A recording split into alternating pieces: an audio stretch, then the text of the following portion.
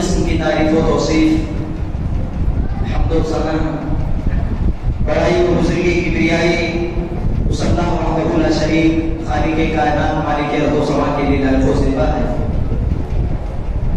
جو تنہا تنہا اس پوری دنیا کا خالق مالک رازق و حاکم ہے، جس کی مرضی کے بغیر کوئی پرندہ پر نہیں مار سکتا، جس کی مرضی کے بغیر درخت سے کوئی پتا نہیں ہل سکتا، وہ جس کو چاہتا ہے وہ تو توانائی عطا کرتا ہے، جس کو چاہتا ہے بیمار اور پریشانی میں مبتلا کر دیتا ہے، وہ جس کو چاہتا ہے مال و دولت سے نواز دیتا ہے، جس کو چاہتا ہے غریب فقیر کلاش اور محتاجگی کی زندگی بسر کرنے پر مجبور کر دیتا ہے، وہ اللہ رب العالمین کی ذات۔ انگنت بے شمار درود و سلام نازل ہو تمام کے تمام انبیاء کرام پر، خصوصاً بالخصوص ہمارے اور آپ کے آخری نبی فخر بنی آدم احمد المجتبی تاجدار مدینہ جناب محمد عربی صلی اللہ علیہ وسلم پر، کہ جن کے ذریعے سے یہ قرآن جیسی بابرکت کتاب اور اسلام جیسا بابرکت دین ہم تمام لوگوں تک پہنچا۔ برادران اسلام، آج کی اس خطبہ جمعہ میں انشاءاللہ تعالی آخرت کی فکر کے تعلق سے کچھ باتیں قرآن و حدیث کے حوالے سے آپ کے سامنے رکھنے کی کوشش کروں گا۔ اللہ رب العالمین سے دعا ہے الہ العالمین تو ہم کو حق بات کہنے اور ہم تمام لوگوں کو اس پر عمل کرنے کی توفیق عطا فرمائے، آمین۔ برادران اسلام، ہم میں سے تمام لوگ یہ جانتے ہیں کہ اللہ رب العالمین نے ہم کو اس دنیا کے اندر کیوں پیدا کیا۔ ہم اپنے مقصد سے ناواقف نہیں ہیں، ہم تمام لوگوں کو اپنا مقصد پتا ہے۔ اللہ رب العالمین نے 27ویں پارے کے اندر ارشاد فرمایا وَمَا خَلَقْتُ الْجِنَّ وَالْإِنسَ إِلَّا لِيَعْبُدُونِ،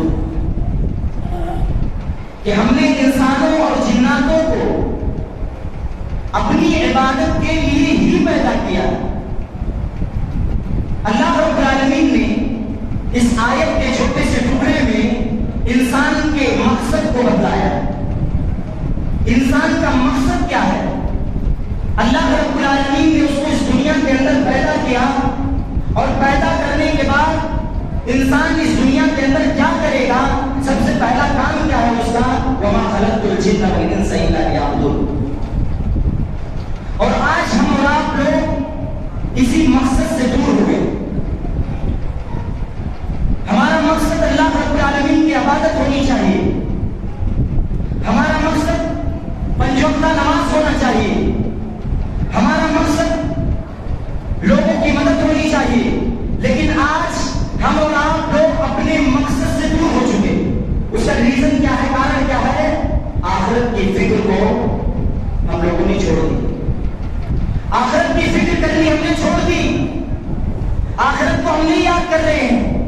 اگر ہم آخرت کو یاد کر دے، آخرت کی ہولناکی، اس کی خطرناکی، اس کی شدت، اس کی تپش، سوال و جواب، حساب و کتاب، جنت و جہنم اگر ہمارے ذہن میں ہوتے، ہمارے دل و دماغ میں ہوتے، تو ہم شاید اس مقصد سے نہیں بھٹکتے۔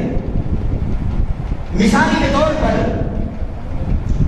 اگر ایک آدمی اپنے بچوں کو جنگل میں سیر کرنے کے لیے لے جاتا ہے، اور وہ جنگل میں گھستا ہے، گھسنے کے بعد وہ کسی شیر کو دیکھ لیتا ہے، آدمی شیر کو دیکھے گا، اس سے ڈر جائے گا، پریشان اور حیران ہو جائے گا۔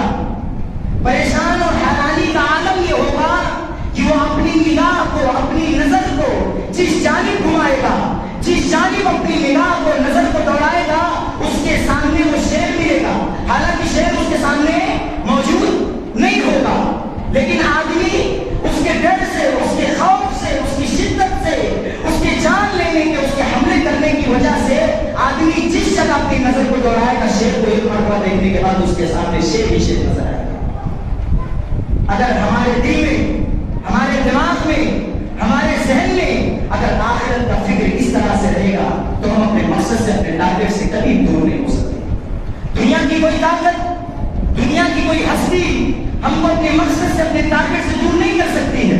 لیکن یاد رکھو میرے بھائی اور دوستو، اگر ہم نے اپنے ٹارگیٹ کو، اپنے مقصد کو چھوڑ دیا تو تباہی اور بربادی ہمارا مقدر بن جائے گا۔ اللہ رب العالمین نے اس آخرت کے دن سے، اس آخرت کی سختی سے، اس آخرت کے دن کے سوال و جواب کی سختی سے ہم اور آپ لوگوں کو قرآن مجید کے اندر متعدد مقامات پر، بہت سارے مقامات پر اس کے دل سے ڈرایا ہے۔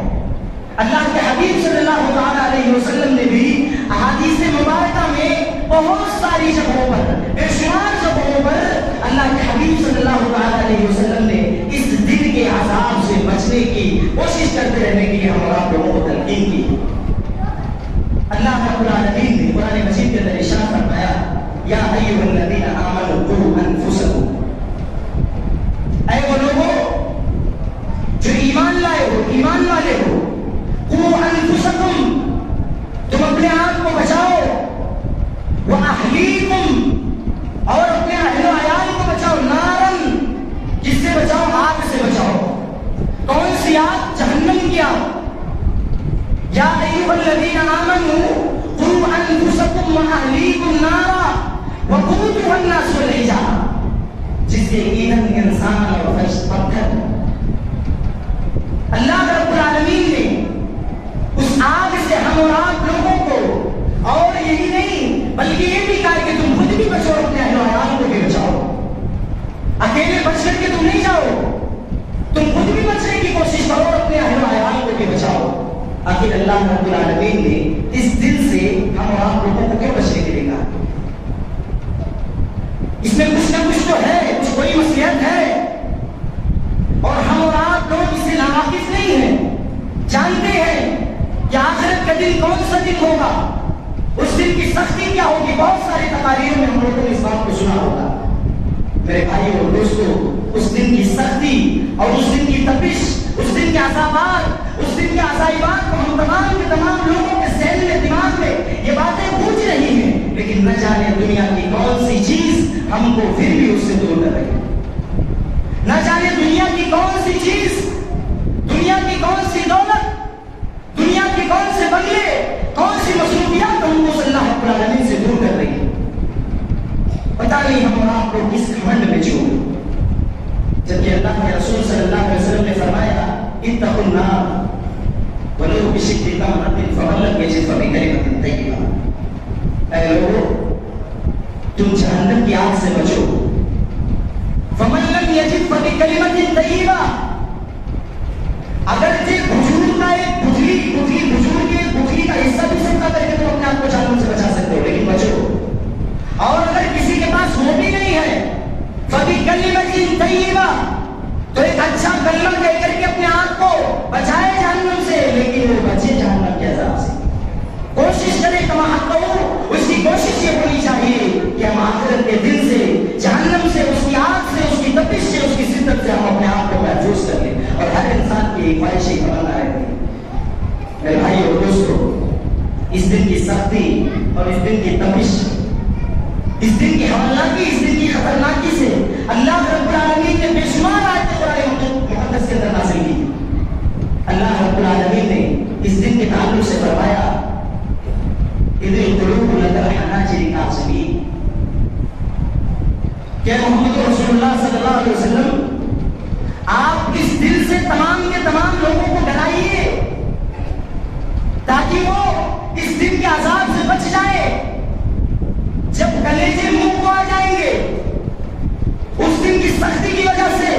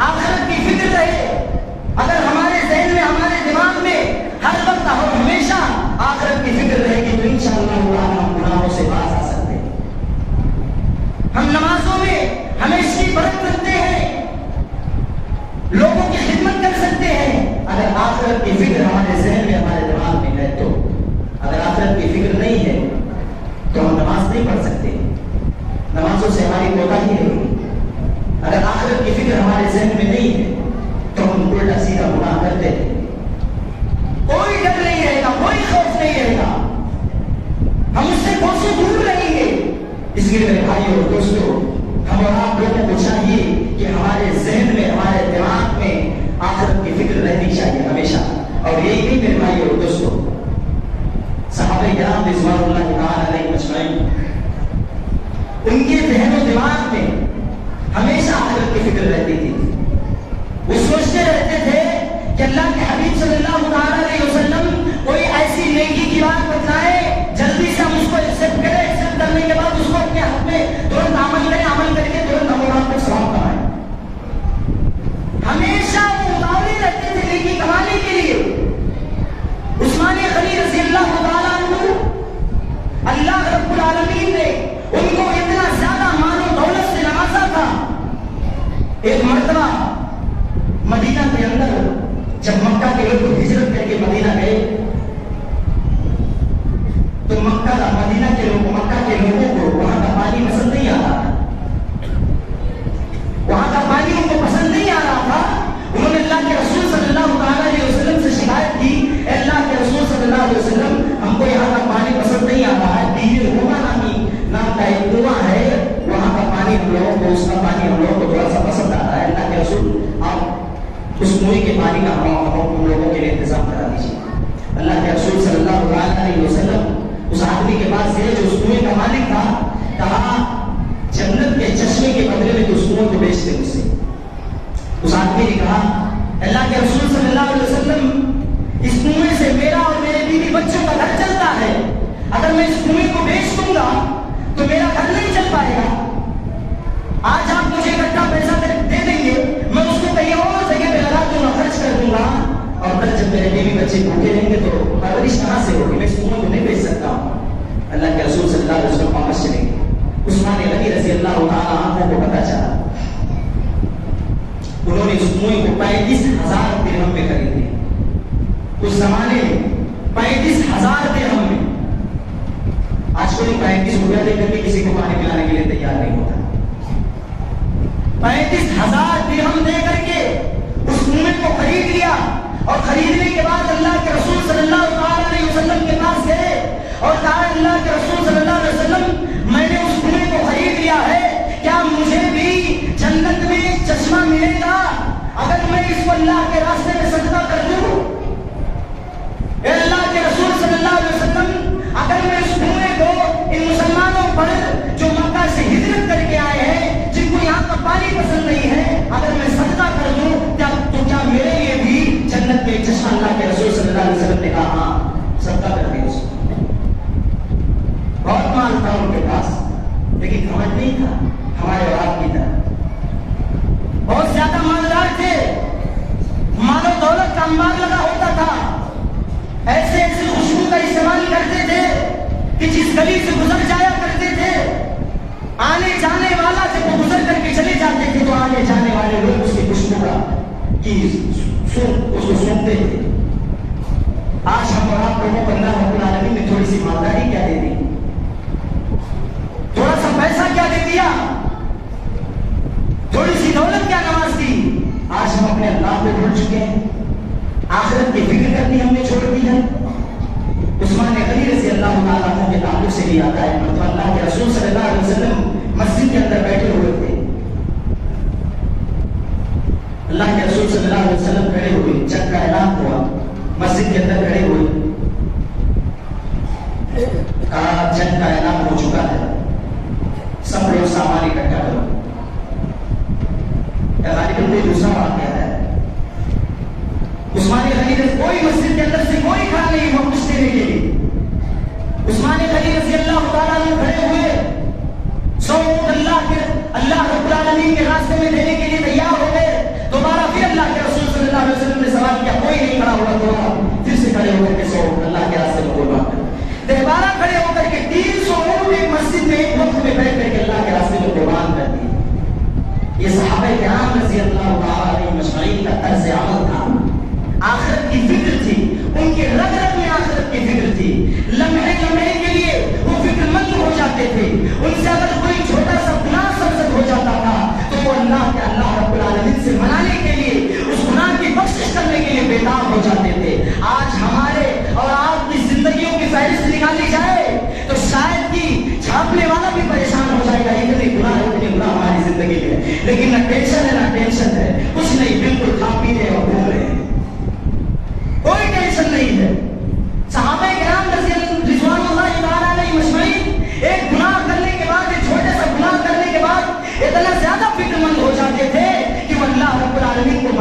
لیے اس کے سامنے اپنے ہاتھوں کو بلند کر کے گڑگڑاتے رہتے تھے، اللہ مجھ سے گناہ سرزد ہو گیا ہے، تو مجھے معاف فرما دے، درگزر فرما دے، ہماری خطاؤں کو معاف فرما دے۔ لیکن ہم اور آپ لوگوں کو کوئی ٹینشن نہیں ہے۔ اگر شاید کہ ہم اور آپ لوگ اپنے ایک دن کی زندگی کا محاسبہ کریں تو اپنی پوری زندگی کا فہرست پتہ چل جائے گا۔ ایک دن کی زندگی کا محاسبہ کریں، پوری زندگی کا محاسبہ نہیں، پورے سال کا محاسبہ نہیں، پورے مہینے کا محاسبہ اور حساب و کتاب نہیں کرنا ہے، صرف ایک دن کی زندگی کا محاسبہ کیجیے، سارا کالا چٹا ہماری زندگی کا ہمارے عوام کے سامنے، آنکھوں کے سامنے ہو جائے کہ کتنا ہم نے گناہ کا کام کرتے ہیں اور کتنی اچھائیاں کرتے ہیں۔ لیکن پھر بھی مسجد کے اندر جو مؤذن حی علی الصلاۃ حی علی الفلاح کی صدائے بلند کرتا ہے تو سمے خالی، نمازی غائب، ادھر ادھر کی بےہودہ اور خرافات کی باتیں گاؤں میں، چوراہوں پر، سڑکوں پر، ہوٹلوں پر بیٹھ کر کی جا رہی ہے، لیکن نماز کے لیے وقت نہیں ہے جناب کو۔ کیوں نہیں وقت ہے؟ کیونکہ ان کے ذہن میں، ان کے دماغ میں آخرت کی فکر نہیں ہے۔ اگر آخرت کی فکر ہوتی، آخرت کی خطرناکی ذرا سا بھی ذہن میں اگر ہوتی تو ہم نماز کو نہیں چھوڑتے۔ کل قیامت کے دن جب اللہ رب العالمین سوال کرے گا کہ کیوں تم نے نماز کو چھوڑ دیا، عصر کی نماز سنی کیوں چھوڑی، ظہر کی نماز سنی کیوں چھوڑی، کون سا ایسا ارجنٹ کام تھا جو میری عبادت سے زیادہ بڑھ کر کے تھا، کون سا ایسا ارجنٹ کام تھا جو میری عبادت سے، میرے سامنے سر جھکانے سے زیادہ بہتر تھا؟ کیا جواب دو گے مسلمان؟ اس کیوں کا جواب کسی کے پاس نہیں ہوگا۔ اللہ رب العالمین سے یہ سوال کر لے تمہیں جماعت سے نماز کیوں نہیں پڑھی، اس کیوں کا جواب ہمارے اور آپ کے پاس نہیں ہو سکتا، لیکن اللہ رب العالمین پھر بھی کہتا ہے غفور رحیم، بخشنے والا، رحم کرنے والا، مہربان ہے، وہ اپنے بندے کو جب چاہے گا، جہاں چاہے گا، جیسے چاہے گا وہ معاف کر سکتا ہے۔ لیکن ہم کو کوئی ٹینشن نہیں، ہم کو کوئی ٹینشن نہیں۔ حضرت عمر فاروق رضی اللہ تعالیٰ عنہ کی زندگی سے سیکھ لیجیے، حضرت ابو بکر صدیق رضی اللہ تعالیٰ عنہ اجمعین کی زندگی سے سیکھ لیجیے، آخرت کی فکر کتنے زیادہ وہ کرتے تھے۔ ایک مرتبہ اللہ کے رسول صلی اللہ علیہ وسلم نے عرض کیا، جنگ کا معاملہ تھا، عرض کیا کہ جاؤ سامان لے کر کے آؤ، جنگ کے لیے جانا ہے۔ حضرت عمر فاروق رضی اللہ تعالیٰ عنہ گئے اور گھر سے سارے کے سارے سامان کو کلیکٹ کر کے لے کر کے آئے، صرف اتنا سامان چھوڑ دیا جتنے میں اپنے بیوی بچوں کا گزارا ہو سکے، لے کر کے اللہ کے رسول صلی اللہ علیہ وسلم کے پاس آئے۔ حضرت ابو بکر رضی اللہ تعالیٰ عنہ اجمعین، حضرت ابو بکر رضی اللہ تعالیٰ عنہ وہ بھی پیچھے آئے۔ اللہ کے رسول صلی اللہ علیہ وسلم نے عرض کیا ہے ابو بکر تم اپنے گھر کا سارا سامان لے کر کے آئے ہو، کتنا سامان لے کر کے آئے ہو؟ ابو بکر رضی اللہ تعالیٰ عنہ نے کہا اے اللہ کے رسول صلی اللہ علیہ وسلم میں اپنے گھر کا سارا سامان سمیٹ کر کے اللہ کے راستے میں لے کر کے آیا۔ عمر فاروق سے پوچھا تم کتنا سامان لے کر کے آئے ہو؟ کہا میں اپنے گھر کے سارے سامان کو اکٹھا کر کے لے کر کے آیا، صرف اتنا سامان چھوڑ دیا جتنے میں میرے بیوی بچوں کا گزر بسر ہو سکے۔ یہ صحابہ کرام رضی اللہ تعالیٰ عنہم اجمعین تھے جن کے ذہن میں، جن کے دماغ میں ہمیشہ ہر وقت آخرت کی فکر رہتی تھی، لیکن ہمارے ذہن میں کچھ نہیں، صرف خرافات ہیں، نمازوں سے دوریاں ہیں، اختلافات ہیں، ایک دوسرے کی زمین و جائیداد کا ہڑپنا ہے، ایک دوسرے کے اوپر الزام تراشی کرنا ہے، ایک دوسرے کو نیچا دکھانا ہے، یہ تمام طرح کی برائیاں ہمارے اندر آج شامل ہو گئی ہیں۔ ان کا سیدھا سادہ سمپل میرے بھائی اور دوستو، آخرت کی فکر کسی کے اندر نہیں ہے۔ اگر آخرت کی فکر ہوتی تو یہ ساری کی ساری خرابیاں ہمارے ذہن میں، ہمارے دماغ میں نہیں ہوتی۔ اس لیے میرے بھائی اور دوستو، اپنی اس زندگی کی قدر کرو، اس کی حقیقت کو پہچانو۔ یہ زندگی کب کروٹ پلٹ دے کوئی پتہ نہیں ہے، یہ زندگی کب کروٹ پلٹ دے کوئی پتہ نہیں ہے، کب ہماری آنکھیں بند ہو جائے، اس دنیا سے رخصت کر کے اللہ رب العالمین کی دوسری دنیا میں ہم چلے جائے، کوئی پتہ نہیں ہے۔ ہماری یہ جیتی جاگتی زندگی کب بند ہو جائے، اس کی کتاب کب بند ہو جائے، کوئی پتہ نہیں ہے میرے بھائی اور دوستو۔ صرف اور صرف اگر ہمارے ساتھ کوئی چیز جانے والی ہے تو ہمارا اور آپ کا عمل جانے والا ہے۔ اگر ہمارے اعمال ٹھیک ہوئے، درست نکلے، تب تو جنت پکی ہے، ورنہ ہمارا بھی ٹھکانا جہنمیوں کے ساتھ ہو جائے گا۔ اللہ رب العالمین ہم تمام لوگوں کو جہنم کے عذاب سے محفوظ فرمائے۔ میرے بھائی اور دوستو، جب یہ آیت قرآن سے عشیرۃ الاقربین نازل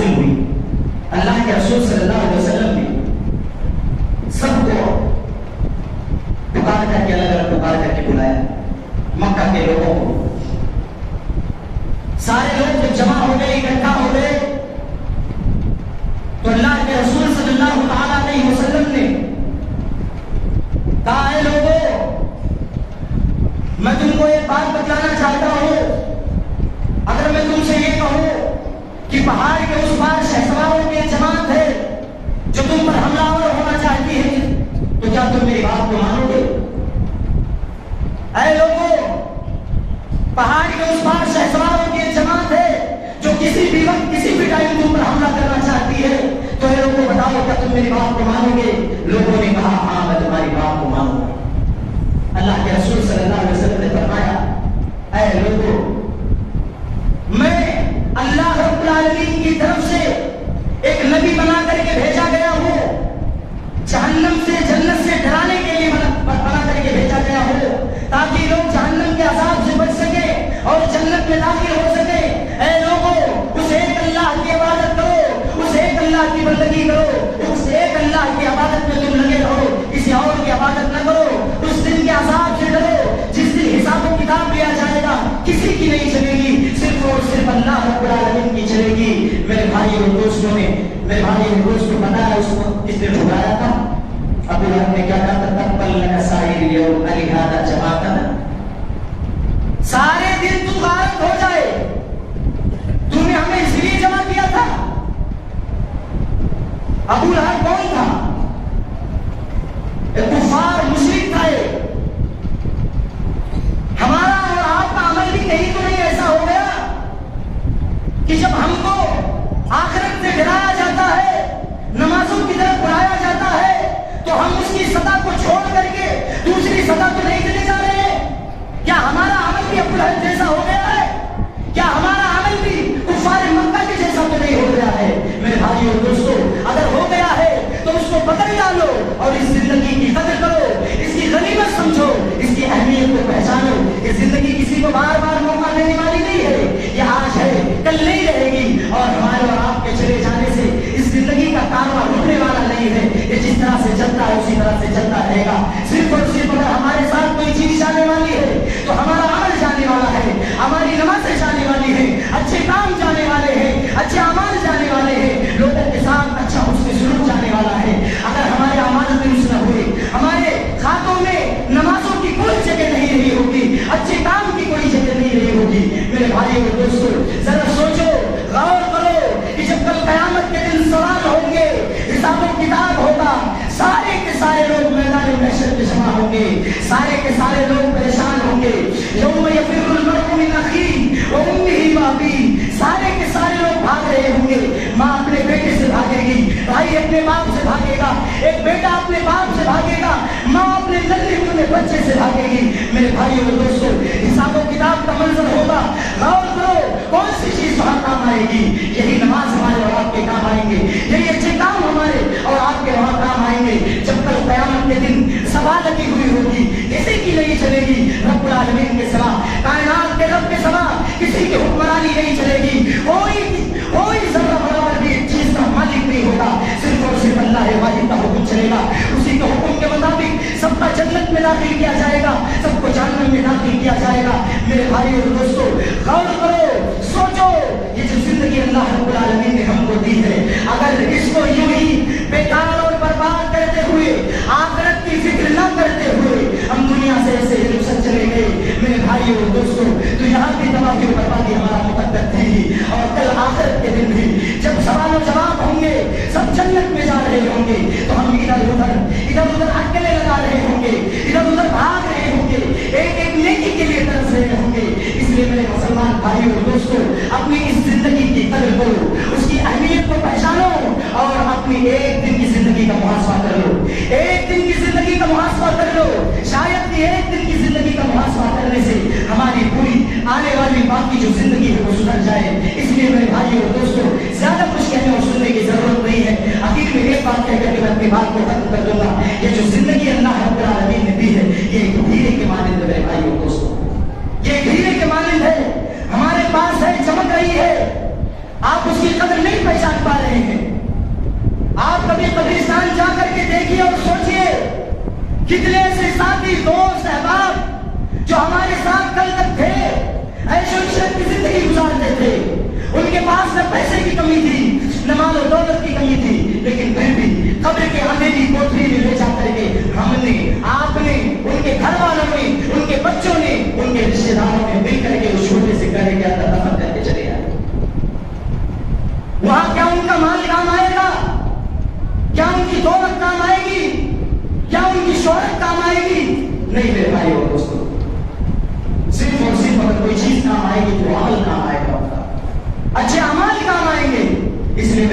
دوستو آخر میں اللہ رب العالمین سے دعا ہے الہ العالمین تو ہم تمام کے تمام لوگوں کو آخرت کی فکر کرنے کی توفیق عطا فرما. اے اللہ رب العالمین جو ہماری زندگیاں ابھی باقی بچی ہوئی ہیں ان میں میرے بھائی اور دوستو اللہ رب العالمین تو ان میں اچھے اعمال کرنے کی توفیق عطا فرما. اے اللہ رب العالمین تو ہم کو پکا سچا نمازی بنا. اے اللہ رب العالمین جب ہمارا خاتمہ ہو ایمان پر ہو. آمین. اقول قولی ھذا استغفر اللہ لی ولکم ولسائر المسلمین فاستغفروہ